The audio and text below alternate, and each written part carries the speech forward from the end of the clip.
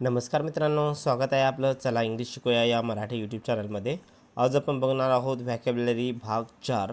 तर आपण लोकमत टाइम्स आणि द इंडियन एक्सप्रेस या पेपरमधील दररोज 25 व्हॅकॅब्युलरी शब्दार्थ जे की डेली बेसिसवर खूप महत्त्वाचे आहे ते आपण सिरीज सुरू केले आहे आणि आजचा हा 4था भाग आहे.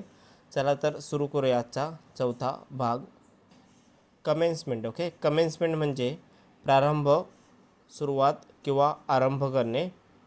2. इंडिव्हिज्युअल म्हणजे वैयक्तिक, व्यक्ती, एखाद्या विशिष्ट व्यक्तीसाठी. बॉदरिंग म्हणजे त्रासदायक किंवा त्रास देणारा. 4 आहे इनकर्सरेशन म्हणजे तुरुंगवास किंवा कारावास.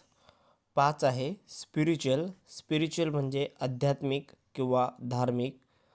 6 आहे अंडरवेंट म्हणजे घेतली किंवा पार पडणे.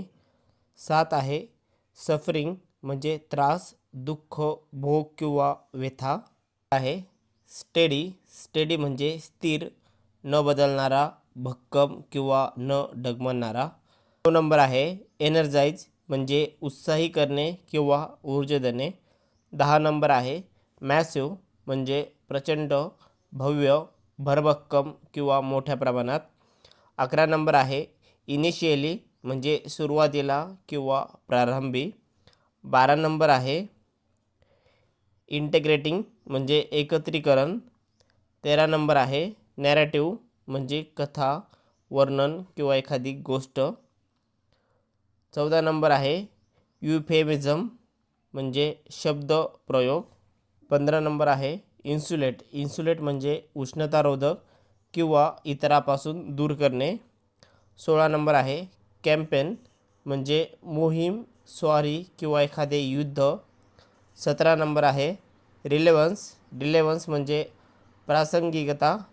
18 नंबर आहे कन्व्हिन्स म्हणजे पटवणे किंवा खात्री करणे.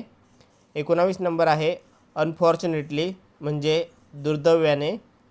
20 नंबर आहे अपॅरेंटली म्हणजे वरवर पाहता किंवा उघडपणे. 21 नंबर आहे इंथुझियाझम म्हणजे उत्साह, जोश किंवा एखादी आस्था. 22 नंबर आहे मोबिलायझेशन म्हणजे एकत्रीकरण. 23 नंबर आहे इन्फोर्समेंट म्हणजे अंमलबजावणी. 24 नंबर आहे रेफ्यूज म्हणजे नकार देणे किंवा नाकारणे. आहे कन्व्हिनर म्हणजे संयोजक किंवा निमंत्रक. तर मित्रांनो, इथे आपला भाग 4 संपला आहे. यामधील 25 शब्दार्थ पूर्ण झाले.